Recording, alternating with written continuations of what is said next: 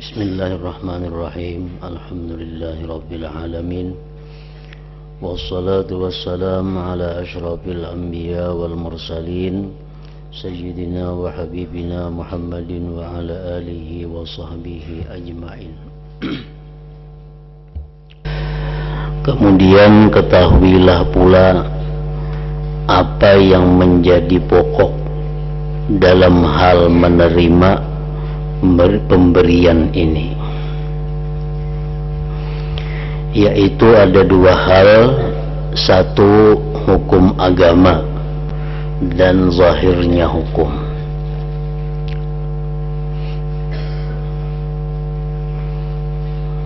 Dalam menerima pemberian bisa berpegang dengan hukum agama dan zahirnya hukum,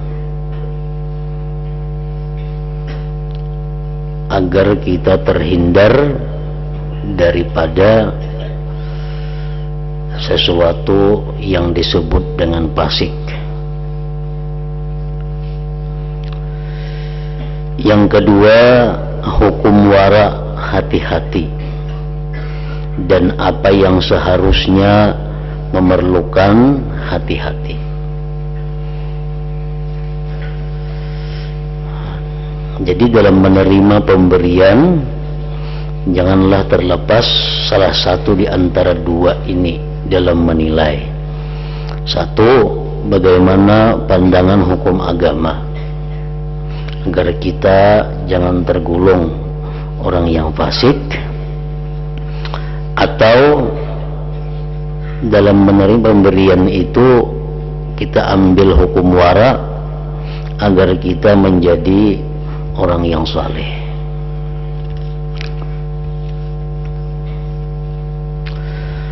Hukum syara agama yaitu kebolehan mengambil apa yang datang kepada engkau dari orang yang zahirnya baik, dan janganlah engkau bertanya. Apabila yang memberikan kepada kita itu orangnya zahirnya baik, orangnya kelihatannya sembahyang berjamaah, orangnya kelihatannya menuntut ilmu, nah memberi kita, boleh kita mengambil dan tidak perlu bertanya dari mana dapatnya, dari mana hasilnya sehingga diberikan kepadaku. Ada perlu bertanya. Hukum agama membolehkan demikian.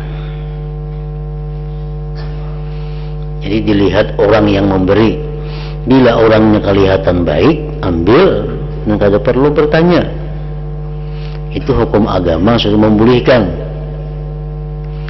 Kecuali jika apa yang diberikan itu barang yang digasap, dirampas, artinya hasil rampasan, atau benar-benar haram. Nah, hanya kita kada boleh menerima.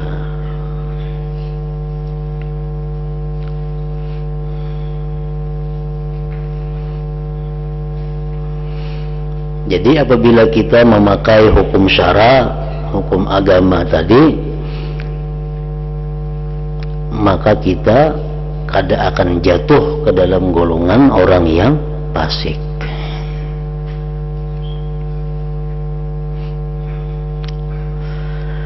Hukum wara yaitu engkau tidak menerima apapun dari siapa saja sebelum engkau menyelidiki yang sebenar-benarnya, sampai engkau yakin bahwa barang itu tidak mengandung syubhat sedikit pun. Kalau tidak yakin, maka tolaklah. Nah, ini hukum wara.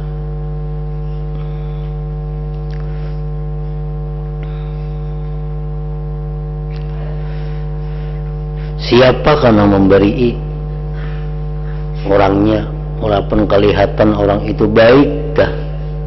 Bila memberi, hendaknya kita menyelidiki dahulu sampai kita yakin bahwa barang yang diberikan kepada kita itu tidak mengandung syubhat sedikit pun. Bila mana kita kada yakin, kita tolak pemberian itu. Nah, ini adalah wara.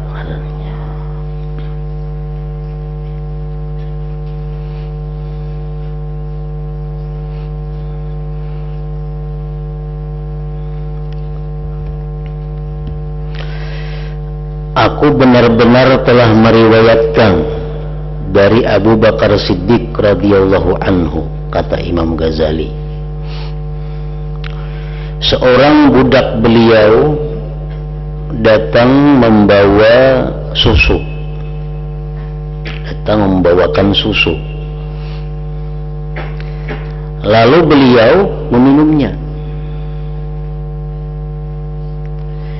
Budak itu berkata, biasanya kalau aku datang kepadamu dengan membawa sesuatu, tentu engkau menanyakannya kepadaku. Biasa pian betakon, di mana boleh ini? Kenapa engkau tidak menanyakan kepadaku mengenai susu ini?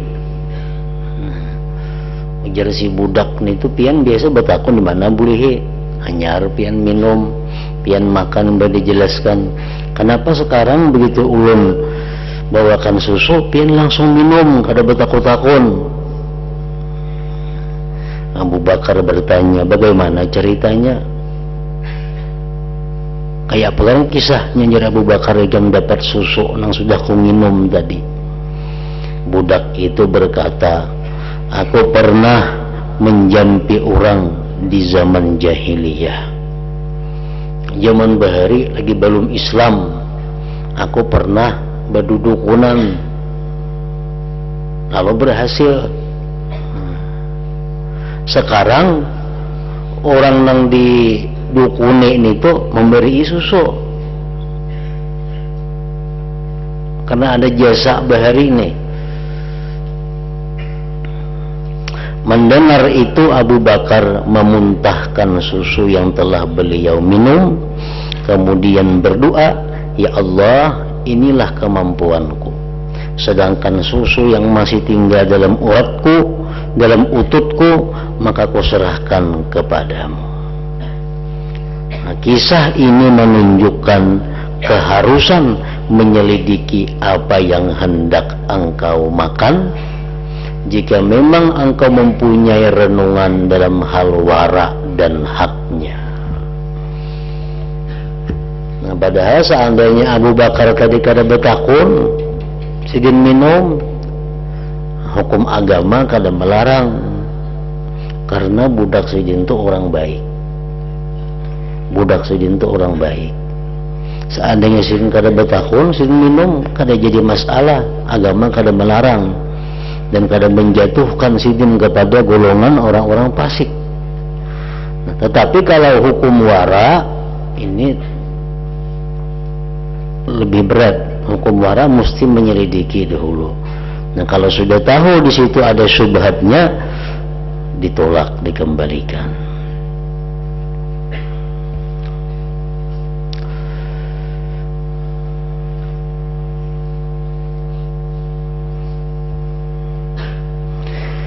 Seandainya engkau bertanya, jadi seolah-olah wara itu berbeda dengan syara dan hukum syara. Seolah-olah belain wara itu dengan hukum agama. Hukum agama membolehkan, tapi wara kada membolehkan. Ketahuilah bahwa syara itu ditetapkan atas dasar membuat mudah dan membuat murah. Karena itu Nabi Muhammad sallallahu alaihi wasallam bersabda, bu'istu bil hanifiyyatis samhah, artinya aku diutus membawa agama yang dicenderungi dan mudah.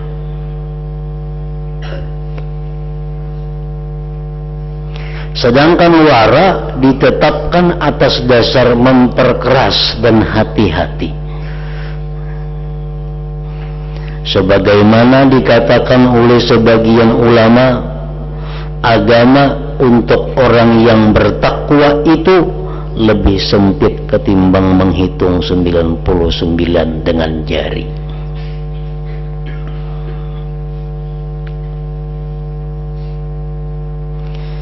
Jadi kalau hukum agama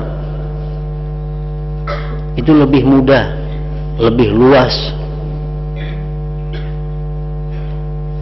Tetapi kalau lebih tinggi lagi naik kepada hukum wara, nah itu lebih sempit dan lebih berat. Kemudian ketahuilah pula bahwa wara itu juga termasuk syara. Wara itu juga termasuk hukum agama. Dan keduanya wara dan syara menurut asalnya adalah satu. Tetapi syara mempunyai dua hukum. Satu hukum boleh dan hukum lebih utama lagi lebih berhati-hati. Yang boleh disebut hukum syara, sedangkan yang lebih utama lagi lebih berhati-hati dinamakan hukum wara.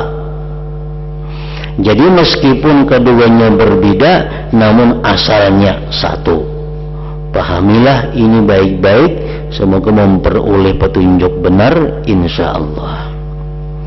Jadi wara itu sebenarnya bagian dari hukum syara juga. Wara bagian dari hukum agama. Cuma hukum agama itu adalah untuk meluaskan, memudahkan kepada umat.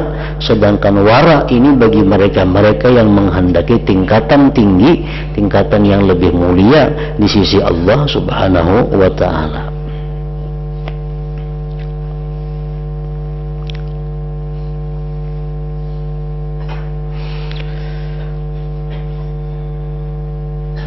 Jadi kalau orang gugur di hukum wara itu masih selamat, di bawahnya masih ada hukum syara.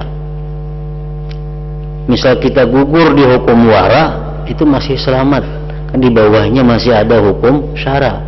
Tapi kalau gugur di hukum syara, nah ini jatuh kepada fasik, jatuh kepada yang tidak baik, jatuh kepada yang jahat. Jadi ibarat tangga pertama itu tangga hukum syara, tangga yang kedua tangga hukum wara. Orang yang jatuh dari tangga kedua gugur ke tangga satu masih selamat. Nah kalau orang dari tangga satu gugur ke bawah, nah itu akan membawa kepada celaka.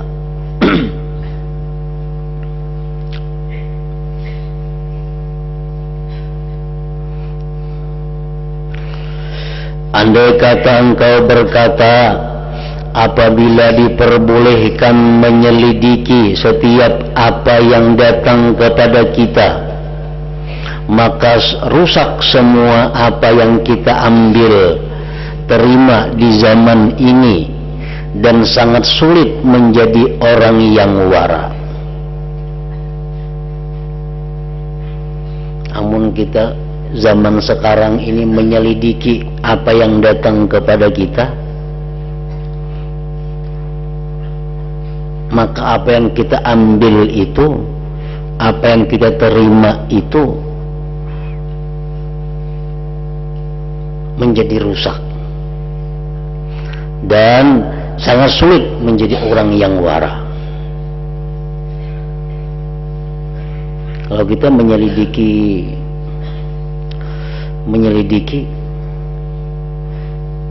pengertian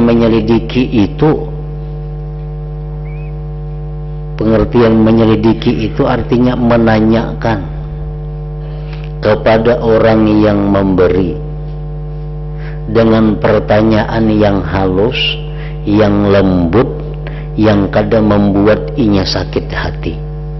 Nah itu pengertian menyelidiki.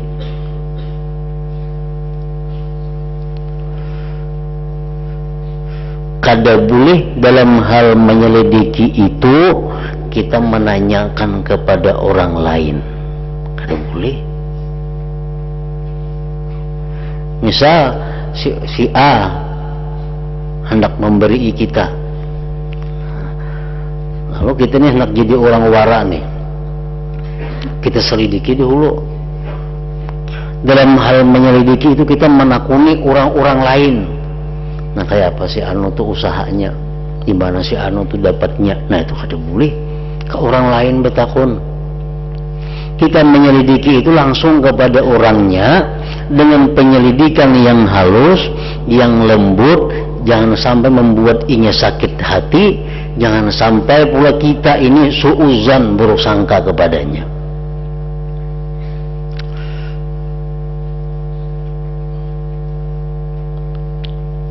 Jadi jangan diartikan menyelidiki itu mancik ke sana kemari, manakunakan, nah itu kada boleh, justru jadi dosa.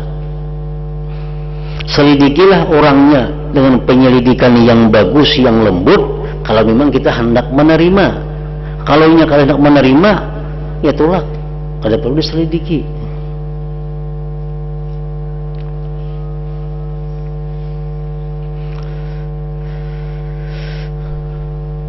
Nah, jadi ada yang berkata kalau kita menyelidiki setiap apa yang datang kepada kita itu rusak semuaan, karena sekarang ini sulit menjadi orang yang wara, karena harus mempunyai bekal cukup untuk beribadah dan taat kepada Allah. Kalau kita menyelidiki itu ujung-ujungnya bisa ke haram, selidiki ujung-ujungnya bisa ke haram. Ada kala kita bersikap wara itu, sedangkan kita hidup untuk beribadah, kita hidup untuk menuntut ilmu, itu perlu bekal. Nah maka ketahuilah bahwa jalan wara itu sangat sulit ditempuh, dan orang yang hendak menempuhnya disyaratkan harus menempatkan diri dan hatinya untuk menahan kepayahan. Kalau kita hendak mengambil jalan wara ini, kita mesti siap menempuh kesulitan, menempuh kesusahan. Kalau tidak, maka wara tidak akan sempurna baginya. Kita kada akan menanggung kepayahan, kesulitan, wara kada akan sempurna.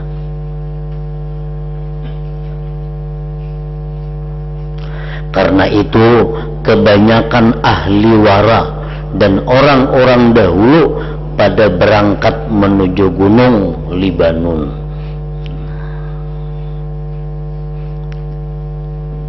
Artinya apa? Orang-orang dahulu bila hendak wara itu kada mau lagi diam di tengah masyarakat, kada mau lagi diam di kampung, inya hijrah, diam ke gunung-gunung, ke hutan-hutan belantara, lalu menganggap cukup makan rumput dan buah-buahan yang remeh yang sama sekali tidak mengandung syubhat. Nah dengan demikian bisa menempuh jalan wara yang sempurna. Sebab kalau kita hidup di tengah masyarakat, hidup di tengah kota, kita kada akan bisa menjadi orang wara yang sempurna itu.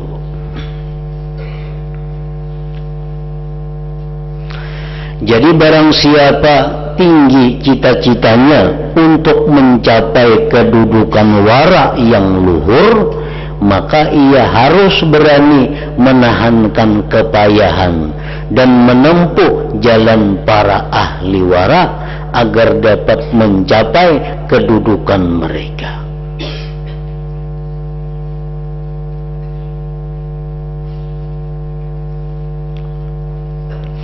Adapun jika ia berkumpul dengan orang banyak dan makan apa yang dipegang tangan orang banyak itu, maka hendaklah ia menganggap makanan tersebut sebagai bangkai.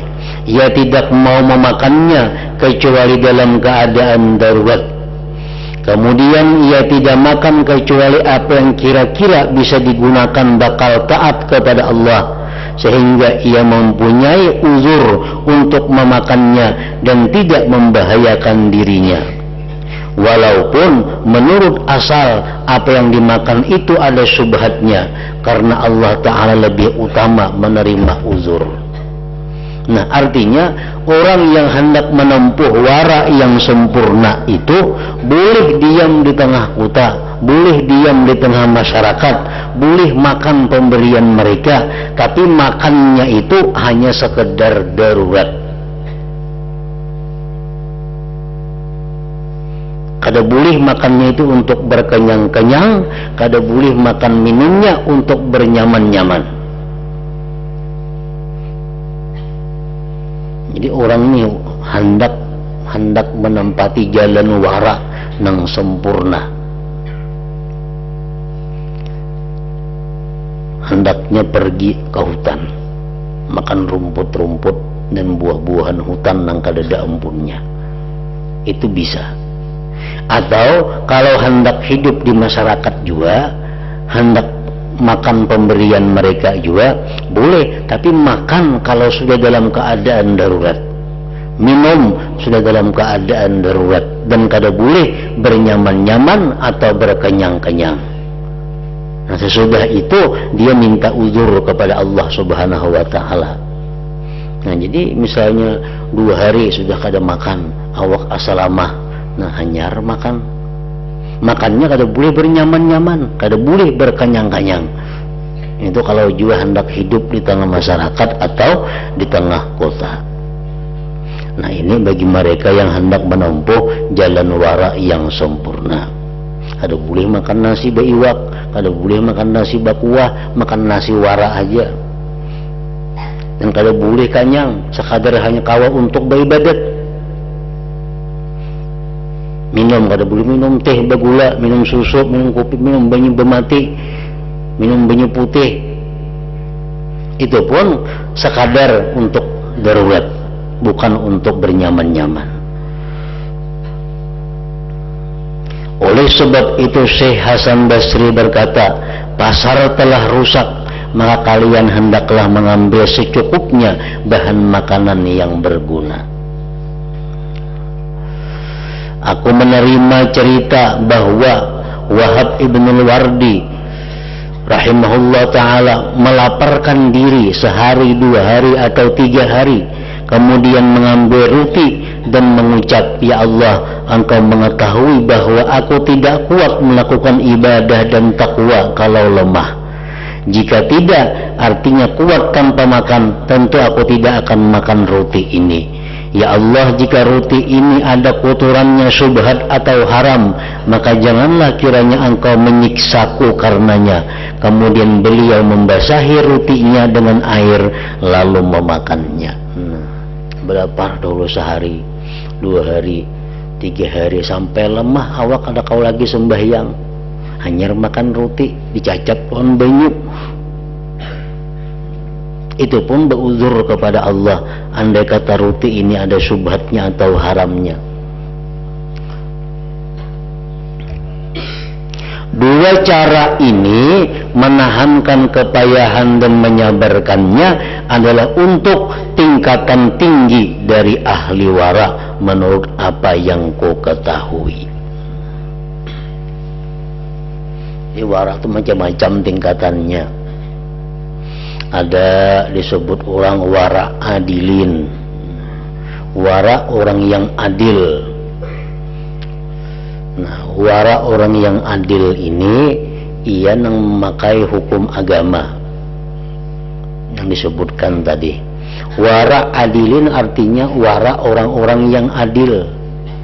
Bila di sini kada jadi pasik inya. Nah, wara adilin ini ia boleh mengambil, menerima dari siapapun selama dia lihat orang itu baik. Dia boleh mengambil dari siapapun selama dia tidak yakin bahwa barang ini haram atau syubhat. Nah, itu wara adilin. Yang lebih tinggi ya wara salihin. Ia kada akan mengambil kecuali sesuatu yang ia yakini halal. Kalau sesuatu itu dia ragukan, dia menolak. Nah, ini sudah sulit.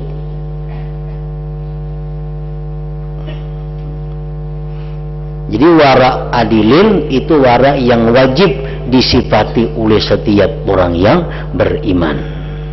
Wara adilin wara yang wajib disifati oleh setiap muslimin.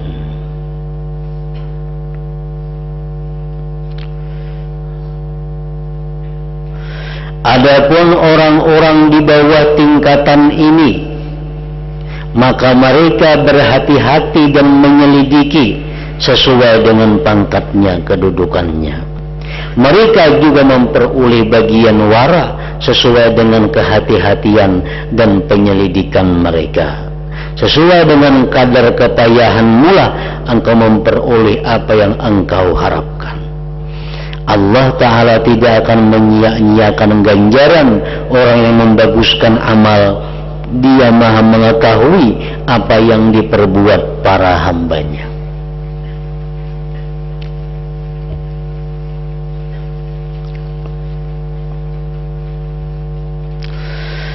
Jika ada yang meminta, maksudnya bertanya, jika ada yang bertanya keterangan tersebut berkaitan dengan barang haram, sekarang coba terangkan tentang segi halal dan apa batas fudul kelebihan yang menyebabkan orang ditahan dan dihisab. Berapa ukuran yang dapat diambil hamba sehingga bisa dianggap bertata kerama dan tidak fudul, lagi pula tidak ada penahanan dan hisab. Kalau nang haram itu jelas sudah bahaya. Kita mengambil yang haram jelas sudah disiksa. Nah, kalau mengambil yang halal kan adakah batasan-batasannya di mana kita dibolehkan? Orang berusaha dengan jalan haram itu sudah jelas membawa siksa di hari kiamat. Kalau kita berusaha mencari rezeki dengan cara yang halal, adakah batasannya supaya jangan dicela, supaya jangan ditahan di hari kiamat? Maka ketahuilah bahwa keadaan perkara mubah yang dibolehkan itu secara umum ada 3 macam. 1. Jika hamba mengambil mencari harta mubah dengan maksud membanggakan diri, memperbanyak dan ria, maka mengambil mencari harta semacam ini adalah pekerjaan munkar yang menurut zahirnya dapat menyebabkan penahanan, hisab dan dicela dan dijelik-jelikkan. Pekerjaan tersebut adalah munkar dan jelik yang menurut batin pekerjaannya, yaitu memperbanyak dan membanggakan diri, dapat mengakibatkan masuk neraka. Padahal yang dicari harta halal, yang diambil harta yang halal, tapi karena tujuannya itu untuk menumpuk harta, tujuannya untuk bermegah-megah daripada orang lain, tujuannya agar disanjung-sanjung orang lain, dia menjadi orang yang kaya. Nah, padahal halal, tapi itu adalah satu kemaksiatan, satu kemungkaran, walaupun itu halal. Ini kada hakun disamai orang napakah harus pelarangnya, pakaiannya, kendaraannya, rumahnya, apapun yang ada hakun mesti paling hebat daripada orang lain. Bila ada yang sama dibuangnya, yang jalan hanyar pulang nang kada samaannya. Walaupun berusaha halal, tapi tujuannya untuk membanggakan diri, untuk maharati pada orang lain. Nah, ini haram. Padahal halal. Maksud yang demikian adalah maksiat dan dosa berdasarkan firman Allah Ta'ala, innamal hayatud dunya la'ibu wa lahu wa zina.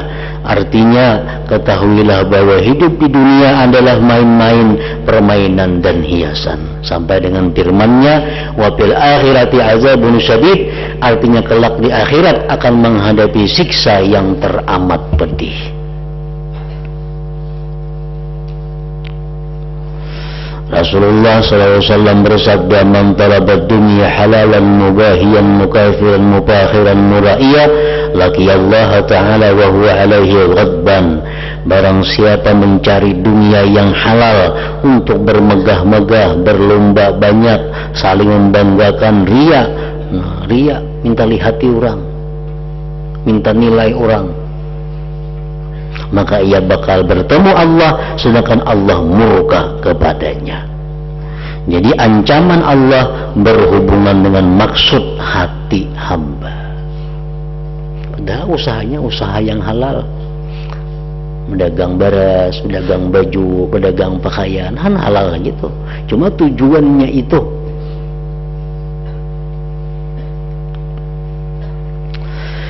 Yang kedua, jika hamba mengambil atau mencari harta halal karena kesenangan nafsunya, tidak ada lain. Nya kada bagak, nukar baju paling larang, aku nyaman makai jadinya. Nukar pakaian apa yang paling larang, kendaraan apa yang paling larang, karena nyaman. Ada bagaki orang lain hanya untuk benyaman-nyaman, makanan yang nyaman-nyaman, kaguringan yang paling nyaman. Mengambil secara ini juga salah, yang bisa menyebabkan orang itu ditahan dan dihisap. Kada tentu Pak orang ini masuk neraka. Yang pertama tadi sudah jelas. Nah ini cuma orang ini akan menghadapi pertanyaan yang banyak di sisi Allah kaina. Berdasarkan firman Allah, "Tsumma la tus'alunna yauma idzin 'anin na'im." Artinya kemudian kalian pasti dimintai pertanggungjawaban pada hari itu, hari kiamat, mengenai nikmat yang diberikan kepada kalian. Dan sabda Rasulullah sallallahu alaihi wasallam, "Halaluha hisab." Artinya kehalalan dunia itu bakal dihisab. Ini nomor dua, ini tak baik pada nomor pertama tadi. Ini saraba larang, saraba harat, bukan bagak kada aku jadinya, cuma aku nyaman, aku menikmati kekayaanku. Nah ini akan menemui hisab yang berat di akhirat. Bilanya lulus selamat, bila kada lulus celaka. Kalau nomor pertama tadi sudah nyata celaka ini tuh, mencari kekayaan untuk bagak-agak itu. Yang ketiga, jika hamba mengambil mencari sebagian dari yang halal dalam keadaan uzur yang sekiranya dapat digunakan sebagai bantuan untuk beribadah kepada Allah Ta'ala dan mencukupkan sekian saja, mengambil harta halal semacam ini adalah bagus, baik dan bertata krama, tidak ada hisab padanya dan tidak pula siksa, malahan akan mendapatkan pahala dan pujian berdasarkan firman Allah Ta'ala, "Ulaika lahum nasibun mimma kasabu." Artinya orang-orang yang berdoa agar mendapatkan kebaikan di dunia dan kebaikan di akhirat itu akan memperoleh bagian dari apa yang telah mereka usahakan. Nah, inya mencari harta dalam dunia ini hanya untuk ibadah.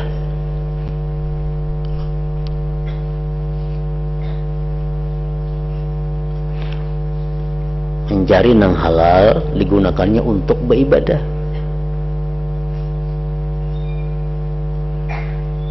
Beribadah macam-macam. Ada ibadah bentuknya sosial, ada ibadah untuk menambah kesyukuran kepada Allah. Aku makan nang nyaman, aku makan minum nang nyaman ini, aku menambah kesyukuranku kepada Allah. Minum teh lapas syukur juga. Bila minum teh bagula lain syukurnya. Makan iwak karing syukur, bila makan daging lain syukurnya, terbanyak. Nah itu ibadah ngarannya. Abdul Hasan As-Sazili beliau makan yang nyaman-nyaman, pakaian yang baik-baik, minuman yang nyaman-nyaman. Gisin ada bapak itu lain syukur kolon pakaian cumpang camping, lain syukur kolon makanan kada beiwak, lain syukur kolon minum banyu panas. Nah jadi makan yang nyaman-nyaman, pakaian yang baik untuk menambah kesyukuran, menambah ibadah. Nah ini dipuji oleh Allah. atau mendapatkan keuntungan, mencari yang halal untuk dibagikan kepada orang-orang yang kada mampu. Nah, ini dipuji oleh Allah.